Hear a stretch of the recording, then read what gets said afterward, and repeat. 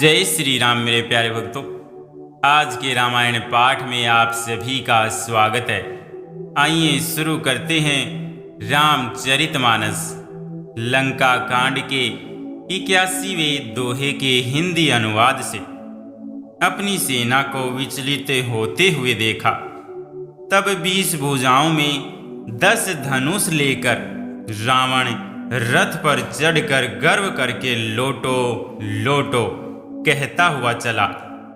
रावण अत्यंत क्रोधित होकर दौड़ा।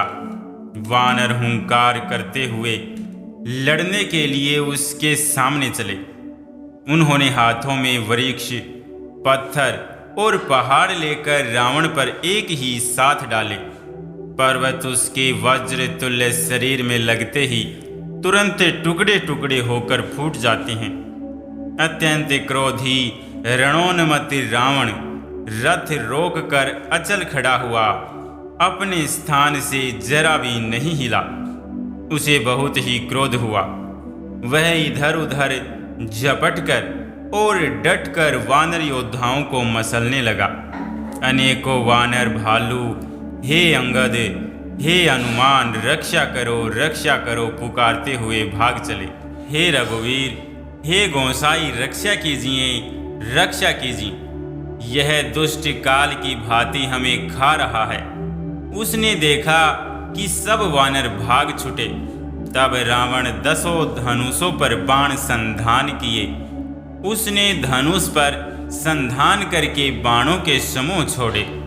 वे बाण सर्प की तरह उड़कर जा लगते थे। पृथ्वी, आकाश और दिशा विदिशा सर्वत्र बाण भर रहे हैं। वानर भागे तो कहाँ, अत्यंत कोलाहल मच गया। वानर भालुओं की सेना व्याकुल होकर आर्त पुकार करने लगी। हे रघुवीर, हे करुणा सागर, हे पीड़ितों के बंधु, हे सेवकों की रक्षा करके उनके दुख हरने वाले हरि। अपनी सेना को व्याकुल देखकर कमर में तरकस कसकर और हाथ में धनुष लेकर श्री रघुनाथ जी के चरणों पर मस्तक नवाकर लक्ष्मण जी क्रोधित होकर चले। लक्ष्मण जी ने पास जाकर कहा, रे दुष्ट वानर, भालुओं को क्या मार रहा है? मुझे देख, मैं तेरा काल हूं। रावण ने कहा, अरे मेरे पुत्र के घातक, मैं तुझी को ढूंढ रहा था।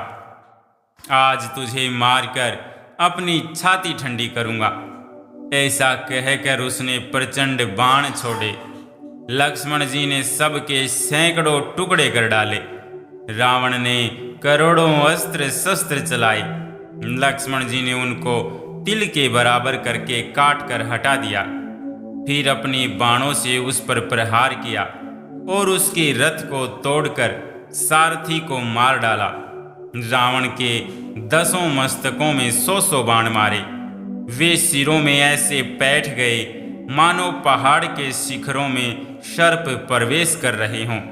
फिर 100 बाण उसकी छाती में मारे। वह पृथ्वी पर गिर पड़ा। उसे कुछ भी होश न रहा।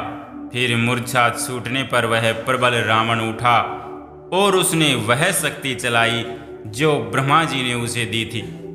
वह ब्रह्मा की दी हुई प्रचंड शक्ति लक्ष्मण जी की ठीक छाती में लगी।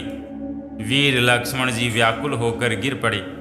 तब रावण उन्हें उठाने लगा, पर उसके अतुलित बल की महिमा यूं ही रह गई, व्यर्थ हो गई। वह उन्हें उठा न सका। जिनके एक ही सिर पर ब्रह्मांड रूपी भवन धूल के एक कण के समान विराजता है, उन्हें मूर्ख रावण उठाना चाहता है। वह तीनों भुवनों के स्वामी लक्ष्मण जी को नहीं जानता। यह देखकर पवन पुत्र हनुमान जी कठोर वचन बोलते हुए दौड़े। हनुमान जी के आते ही रावण ने उन पर अत्यंत भयंकर गुस्से का प्रहार किया। हनुमान जी घुटने टेक कर रह गए, पृथ्वी पर गिरे नहीं और फिर क्रोध से भरे हुए संभाल कर उठे। हनुमान जी ने रावण को एक घुस्सा मारा। वह ऐसा गिर पड़ा जैसे वज्र की मार से पर्वत गिरा हो। मूर्छा भंग होने पर फिर वह जगा और हनुमान जी के बड़े भारी बल को सराहने लगा। हनुमान जी ने कहा, मेरे पौरुष को धिक्कार है, धिक्कार है और मुझे भी धिक्कार है, जो हे देवद्रोही तो अब भी जीता रह गया। ऐसा कहकर और लक्ष्मण जी को उठाकर हनुमान जी श्री रघुनाथ जी के पास ले आए। यह देखकर रावण को आश्चर्य हुआ। श्री रघुवीर ने लक्ष्मण जी से कहा, हे भाई, हृदय में समझो, तुम काल के भी भक्षक और देवताओं के रक्षक हो। ये वचन सुनते ही कृपालु लक्ष्मण जी उठ बैठे। वह कराल शक्ति आकाश को चली गई। लक्ष्मण जी फिर धनुष बाण लेकर दौड़े और बड़ी शीघ्रता से शत्रु के सामने आ पहुंचे। फिर उन्होंने बड़ी ही शीघ्रता से रावण के रथ को चूर चूर कर और सारथी को मारकर उसे रावण को व्याकुल कर दिया। 100 बाणों से उसका हृदय बेंध दिया, जिससे रावण अत्यंत व्याकुल होकर पृथ्वी पर गिर पड़ा।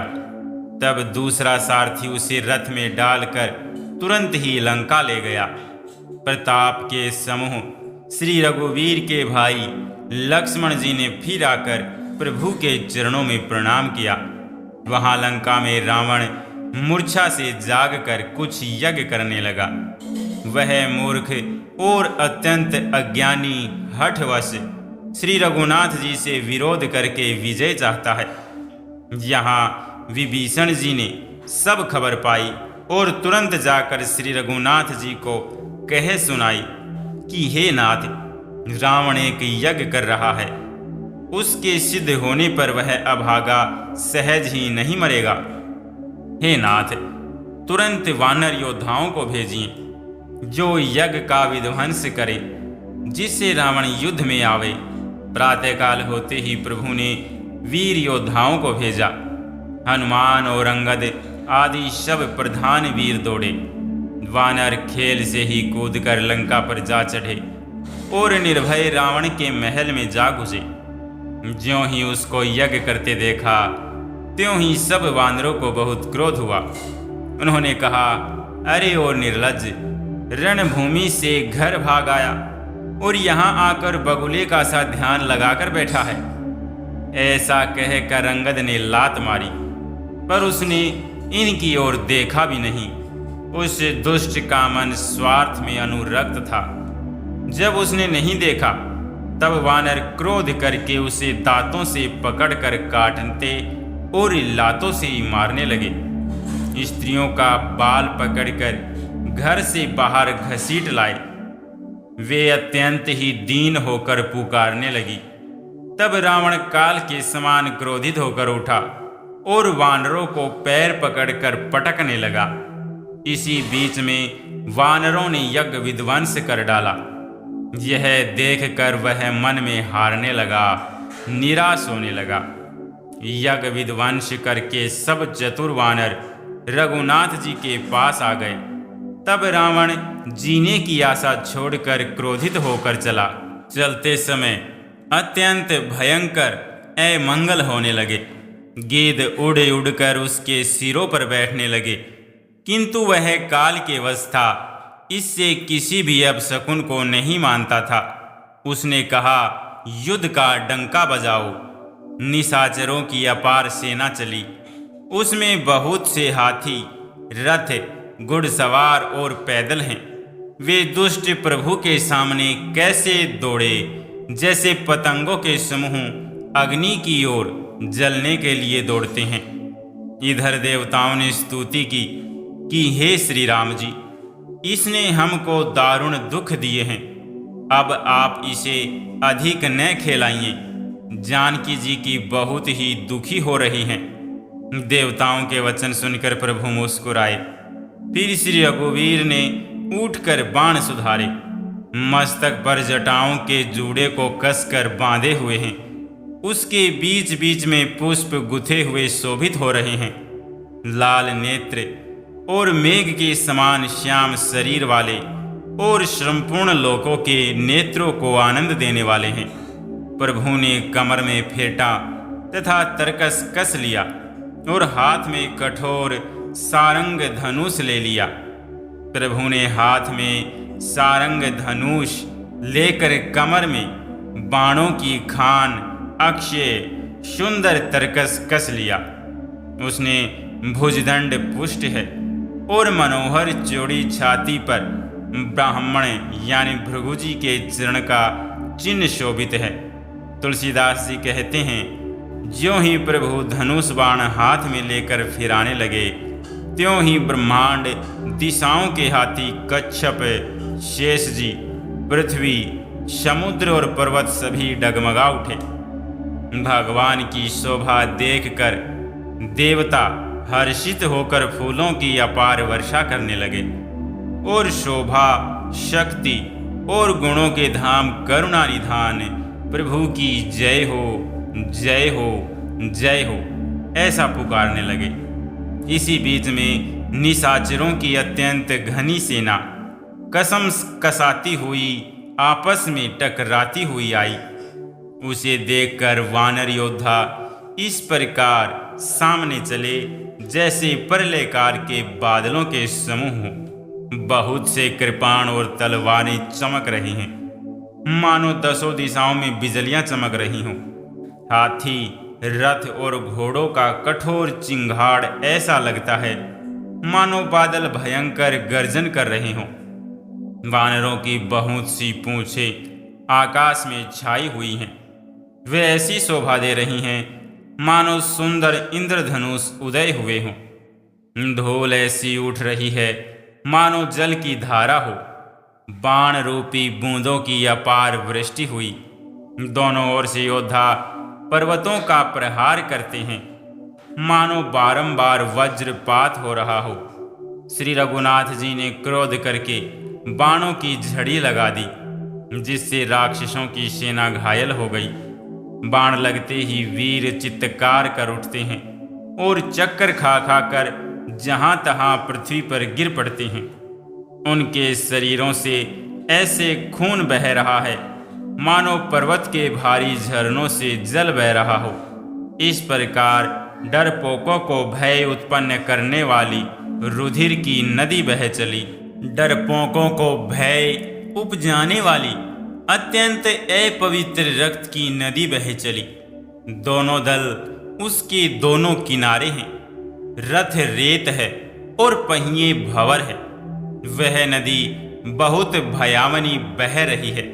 हाथी, पैदल घोड़े, गधे तथा अनेकों सवारियां ही, जिनकी गिनती कौन करे, नदी के जल जंतु हैं। बाण, शक्ति और तोमर सर्प है। धनुष तरंगे हैं और ढाल बहुत से कछुए हैं। वीर पृथ्वी पर इस तरह गिर रहे हैं मानो नदी किनारे के वृक्ष डह रहे हों। बहुत सी मज्जा बह रही है। वहीं फेन है। डरपोक जहां इसे देखकर डरते हैं, वहां उत्तम योद्धाओं के मन में सुख होता है। भूत, पिशाच और बैताल, बड़े बड़े झोटों वाले महान भयंकर झोटिंग और प्रमथ यानी शिवगण उस नदी में स्नान करते हैं। कोए और चील भुजाएं लेकर उड़ते हैं और एक दूसरे से छीन कर खा जाते हैं। एक कोई कहते हैं, अरे मूर्खो, ऐसी सस्ती बहुतायत है, फिर भी तुम्हारी दरिद्रता नहीं जाती। घायल योद्धा तट पर पड़े कराह रहे हैं, मानो जहां तहां अर्ध जल। वे व्यक्ति जो मरने के समय आधे जल में रखे जाते हैं पड़े हों। गीध आते खींच रहे हैं, मानो मछली मार नदी तट पर से चित लगाए हुए ध्यानस्थ होकर बंसी खेल रहे हों, बंसी से मछली पकड़ रहे हों। बहुत से योद्धा बहे जा रहे हैं और पक्षी उन पर चढ़े चले जा रहे हैं, मानो वे नदी में नावरी यानी नौका क्रीड़ा खेल रहे हों। योगनियां खपरों में भर भर कर खून जमा कर रही हैं। भूत पिशाचों की स्त्रियां आकाश में नाच रही हैं। चामुंडाएं योद्धाओं की खोपड़ियों का करताल बजा रही हैं और नाना प्रकार से गा रही हैं। गीदड़ों के समूह कट कट शब्द करते हुए मुर्दों को काटते खाते हुआ करते और पेट भर जाने पर एक दूसरे को डांटते हैं। करोड़ों धड़ बिना सिर के घूम रहे हैं और सिर पृथ्वी पर पड़े जय जय बोल रहे हैं। मुंड यानी कटे सिर जय जय बोलते हैं और प्रचंड रुंड धड़ बिना सिर के दौड़ते हैं। पक्षी खोपड़ियों में उलझ कर परस्पर लड़े मरते हैं। उत्तम योद्धा दूसरे योद्धाओं को डहा रहे हैं। श्री रामचंद्र जी के बल से दर्पित हुए वानर राक्षसों के झुंडों को मसले डालते हैं। श्री राम जी के बाण समूह से मरे हुए योद्धा लड़ाई के मैदान में सो रहे हैं। रावण ने हृदय में विचारा कि राक्षसों का नाश हो गया है, मैं अकेला हूँ और वानर भालू बहुत हैं, इसलिए मैं अब अपार माया रचूं। देवताओं ने प्रभु को पैदल बिना सवारी के युद्ध करते देखा तो उनके हृदय में बड़ा भारी क्षोभ दुख उत्पन्न हुआ। फिर क्या था, इंद्र ने तुरंत अपना रथ भेज दिया। उसका सारथी मातली हर्ष के साथ उसे ले आया। उस दिव्य अनुपम और तेज के पुंज रथ पर कौशलपुरी के राजा श्री रामचंद्र जी हर्षित होकर चढ़े। उसमें 4 चंचल मनोहर अजर अमर और मन की गति के समान शीघ्र चलने वाले देवलोक के घोड़े जूते थे। श्री रघुनाथ जी को रथ पर चढ़े देखकर वानर विशेष बल पाकर दौड़े। वानरों की मार सही नहीं जाती। तब रावण ने माया फैलाई। एक श्री रघुवीर के ही वह माया नहीं लगी। सब वानरों ने और लक्ष्मण जी ने भी उस माया को सच मान लिया। वानरों ने राक्षसी सेना में भाई लक्ष्मण जी सहित बहुत से रामों को देखा। बहुत से राम लक्ष्मण देखकर वानर भालू मन में मिथ्या डर से ही बहुत ही डर गए। लक्ष्मण जी सहित वे मानो चित्र लिखे से जहां के तहां खड़े देखने लगे। अपनी सेना को आश्चर्यचकित देखकर कौशलपति भगवान हरि दुखों के हरने वाले श्री राम जी ने हंसकर धनुष पर बाण चढ़ाकर पल भर में सारी माया हर ली। वानरों की सारी सेना हर्षित हो गई। फिर श्री राम जी सबकी ओर देखकर गंभीर वचन बोले, हे वीरों, तुम सब बहुत ही थक गए हो, इसलिए अब मेरा और रावण का द्वंद्व युद्ध देखो। ऐसा कहकर श्री रघुनाथ जी ने ब्रह्मांडों के चरण कमलों में सिर नवाया और फिर रथ चलाया। तब रावण के हृदय में क्रोध छा गया और वह गरजता तथा ललकारता हुआ सामने दौड़ा। उसने कहा, अरे तपस्वी सुनो, तुमने युद्ध में जिन योद्धाओं को जीता है मैं उनके समान नहीं हूं। मेरा नाम रावण है। मेरा यश सारा जगत जानता है। लोकपालक जिसके कैद खाने में पड़े हैं। तुमने खरदूषण और विराट को मारा, बेचारे बाली का व्याध की तरह वध किया, बड़े बड़े राक्षस योद्धाओं के समूह का संहार किया और कुंभकर्ण तथा मेघनाद को भी मारा। अरे राजा, यदि तुम रण से भाग न गए तो आज मैं वह सारा वैर निकाल लूंगा। आज मैं तुम्हें निश्चय ही काल के हवाले कर दूंगा। तुम कठिन रावण के पाले पड़े हो। रावण के दुर्वचन सुनकर और उसे कालवश जान कृपा निधान श्री राम जी ने हंसकर यह वचन कहा, तुम्हारी सारी प्रभुता जैसा तुम कहते हो बिल्कुल सच है, पर अब व्यर्थ बकवाद न करो, अपना पुरुषार्थ दिखाओ। व्यर्थ बकवाद करके अपने सुंदर यश का नाश न करो। क्षमा करना, तुम्हें नीति सुनाता हूं। सुनो, संसार में 3 प्रकार के पुरुष होते हैं। पाटल यानी गुलाब, आम और कटहल के समान एक पाटल फूल देते हैं। एक आम फूल और फल दोनों देते हैं और एक कटहल में केवल फल ही लगते हैं। इसी प्रकार पुरुषों में एक कहते हैं करते नहीं, दूसरे कहते हैं और करते भी हैं, और एक तीसरे केवल करते हैं पर वाणी से कहते नहीं। श्री राम जी के वचन सुनकर वह खूब हंसा और बोला, मुझे ज्ञान सिखाते हो। उस समय वैर करते तो नहीं डरे, अब प्राण प्यारे लग रहे हैं। दुर्वचन कहकर रावण क्रुद्ध होकर वज्र के समान बाण छोड़ने लगा। अनेकों आकार के बाण दौड़े और दिशा विदिशा तथा आकाश और पृथ्वी में सब जगह छा गए।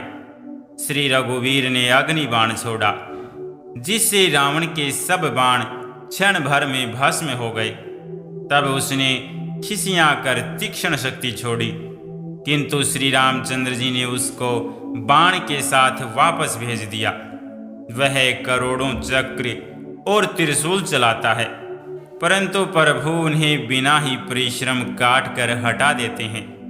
रावण के बाण किस प्रकार निष्फल होते हैं, जैसे दुष्ट मनुष्य के सब मनोरथ। तब उसने श्री राम जी के सारथी को 100 बाण मारे। वह श्री राम जी की जय पुकार कर पृथ्वी पर गिर पड़ा। श्री राम जी ने कृपा करके सारथी को उठाया। तब प्रभु अत्यंत क्रोध को प्राप्त हुए। युद्ध में शत्रु के विरुद्ध श्री रघुनाथ जी क्रोधित हुए। तब तरकस में बाण कस कसाने लगे, बाहर निकलने को आतुर होने लगे। उनके धनुष का अत्यंत प्रचंड शब्द टंकार सुनकर मनुष्य भक्षी सब राक्षस वातग्रस्त हो गए, अत्यंत भयभीत हो गए। मंदोदरी का हृदय कांप उठा। समुद्र, कच्छप, पृथ्वी और पर्वत डर गए। दिशाओं के हाथी पृथ्वी को दांतों से पकड़कर चिंघाड़ने लगे। यह कौतुक देखकर देवता हंसे। धनुष को कान तक तान कर श्री रामचंद्र जी ने भयानक बाण छोड़े। श्री राम जी के बाण समूह ऐसे चले मानो सर्प लहलहाते हुए जा रहे हों। बाण ऐसे चले मानो पंख वाले सर्प उड़ रहे हों। उन्होंने पहले सारथी और घोड़ों को मार डाला, फिर रथ को चूर चूर करके ध्वजा और पताकाओं को गिरा दिया। तब रावण बड़े जोर से गरजा, पर भीतर से उसका बल थक गया था। तुरंत दूसरे रथ पर चढ़कर खिसियाकर उसने नाना प्रकार के अस्त्र शस्त्र छोड़े। उसके सब उद्योग वैसे ही निष्फल हो रहे हैं जैसे परद्रोह में लगे हुए चित्त वाले मनुष्य के होते हैं। तब रावण ने 10 त्रिशूल चलाए और श्री राम जी के चारों घोड़ों को मारकर पृथ्वी पर गिरा दिया।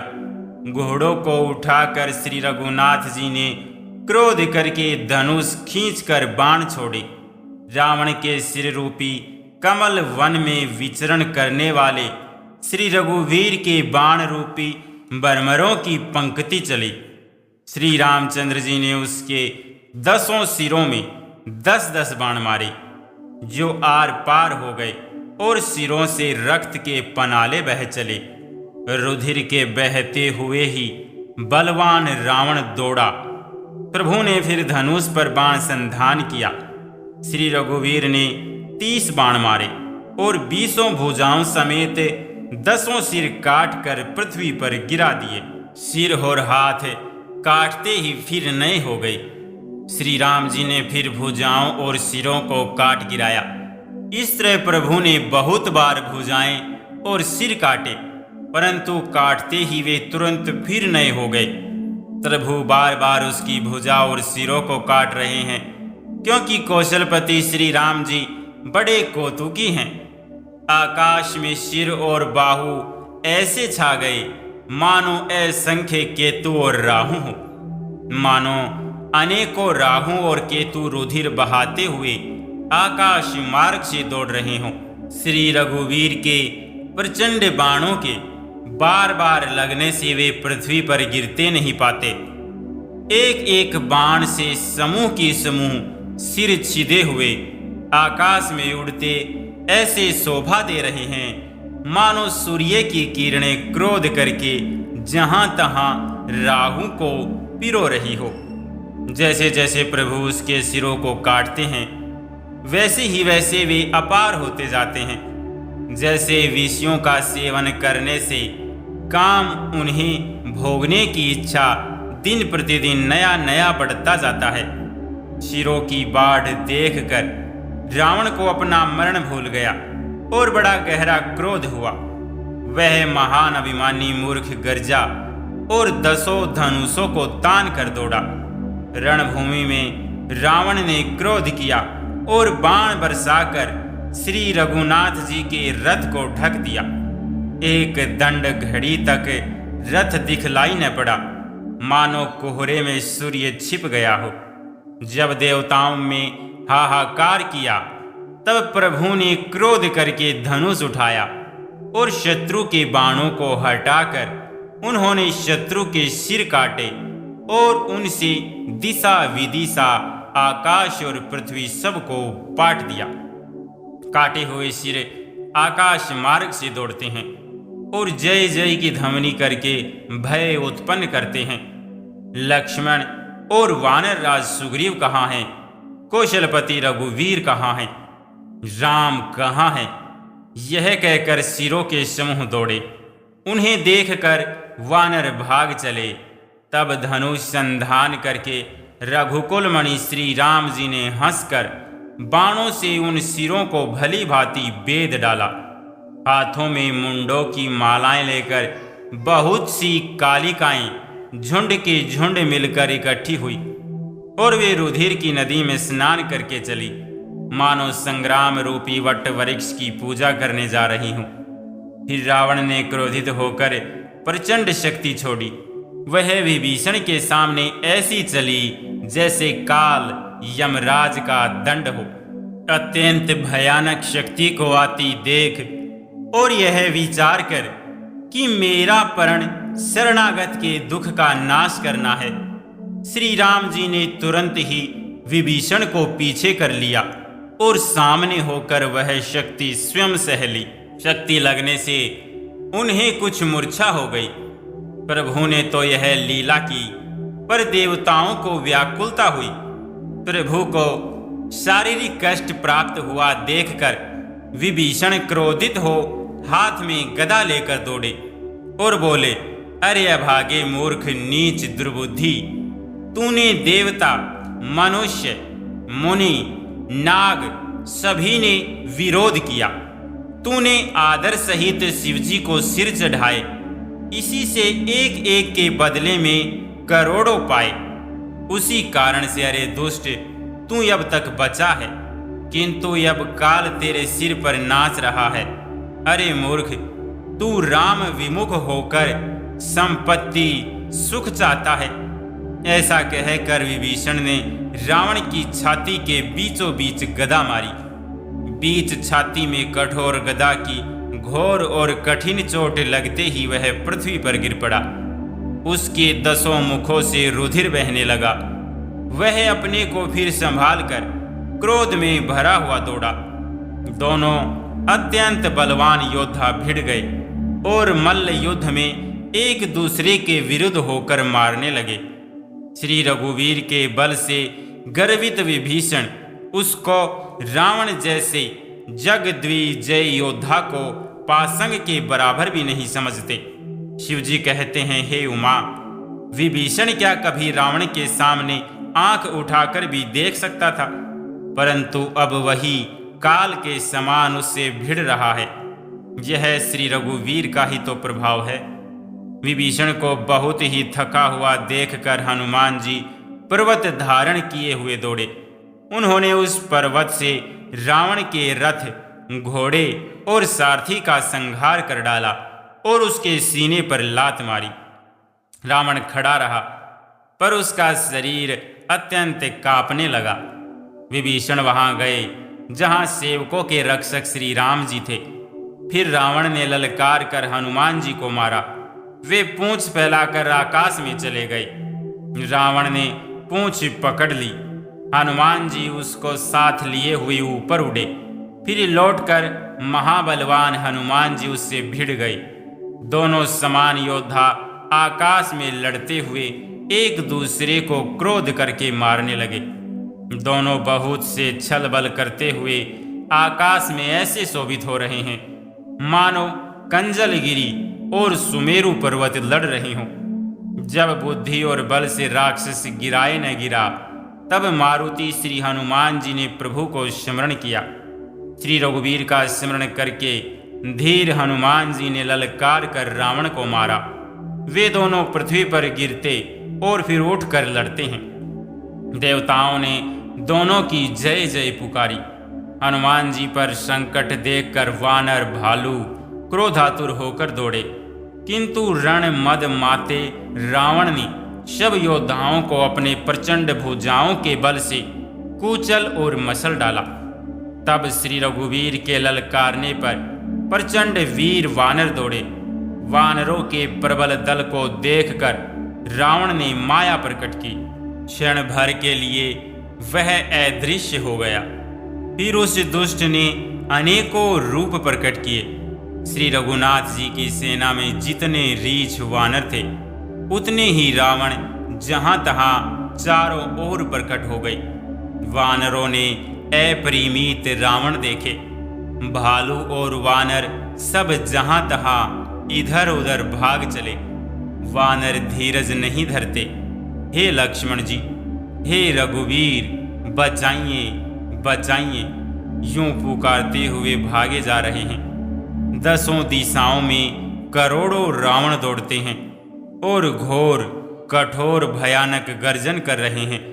सब देवता डर गए और ऐसा कहते हुए भाग चले कि हे भाई, अब जय की आशा छोड़ दो। एक ही रावण ने सब देवताओं को जीत लिया था, अब तो बहुत से रावण हो गए हैं। इससे अब पहाड़ की गुफाओं का आश्चर्य लो, अर्थात उनमें छिप रहो। वहां ब्रह्मा, शंभु और ज्ञानी मुनि ही डटे रहे, जिन्होंने प्रभु की कुछ महिमा जानी थी। जो प्रभु का प्रताप जानते थे, वे निर्भय डटे रहे। वानरों ने शत्रुओं बहुत से रावणों को सच्चा ही मान लिया। इससे सब वानर भालू विचलित होकर हे कृपालु रक्षा कीजिए यूं पुकारते हुए भय से व्याकुल होकर भाग चले। अत्यंत बलवान रणबांकुरे हनुमान जी अंगद, नील और नल लड़ते हैं और कपट रूपी भूमि से अंकुर की भांति उपजे हुए कोटि कोटि योद्धा रावणों को मसलते हैं। देवताओं और वानरों को विकल देखकर कौशलपति श्री राम जी हंसे और सारंग धनुष पर एक बाण चढ़ाकर माया के बने हुए सब रावणों को मार डाला। प्रभु ने क्षण भर में सब माया काट डाली। जैसे सूर्य के उदय होते ही अंधकार की राशि फट जाती है, यानी नष्ट हो जाती है। अब एक ही रावण को देखकर देवता हर्षित हुए और उन्होंने लौटकर प्रभु पर बहुत से पुष्प बरसाए। श्री रघुनाथ जी ने भुजा उठाकर सब वानरों को लौटाया। तब वे एक दूसरे को पुकार पुकार कर लौट आए। प्रभु का बल पाकर रीछ वानर दौड़ पड़े। जल्दी से कूदकर वे रणभूमि में आ गए। देवताओं को श्री राम जी की स्तुति करते देखकर रावण ने सोचा, मैं इनकी समझ में एक हो गया, परंतु इन्हें यह पता नहीं कि इनके लिए मैं एक ही बहुत हूं। और कहा, रे मूर्खो, तुम तो सदा के ही मेरे मैरल यानी मेरी मार खाने वाले हो। ऐसा कहकर वह क्रोध करके आकाश पर देवताओं की ओर दौड़ा। देवता हाहाकार करते हुए भागे। रावण ने कहा, दुष्टो, मेरे आगे से कहाँ जा सकोगे। देवताओं को व्याकुल देखकर अंगद दौड़े और उछलकर रावण का पैर पकड़कर उन्होंने उसको पृथ्वी पर गिरा दिया। उसे पकड़कर पृथ्वी पर गिराकर लात मारकर बालीपुत्र अंगद प्रभु के पास चले गए। रावण संभल कर उठा और बड़े भयंकर कठोर शब्द से गरजने लगा। वह दर्प करके 10 धनुष चढ़ाकर उन पर बहुत से बाण संधान करके बरसाने लगा। उसने सब योद्धाओं को घायल और भय से व्याकुल कर दिया और अपना बल देखकर वह हर्षित होने लगा। तब श्री रघुनाथ जी ने रावण के सिर, भुजाएं, बाण और धनुष काट डाले, पर वे फिर बहुत बढ़ गए, जैसे तीर्थ में किए हुए पाप बढ़ जाते हैं, कई गुना अधिक भयानक फल उत्पन्न करते हैं। जय श्री राम। मेरे प्यारे भक्तों, आज के रामायण पाठ को हम यहीं पर विश्राम करते हैं। मिलते हैं कल के रामायण पाठ में। तब तक के लिए आप सभी को जय जय।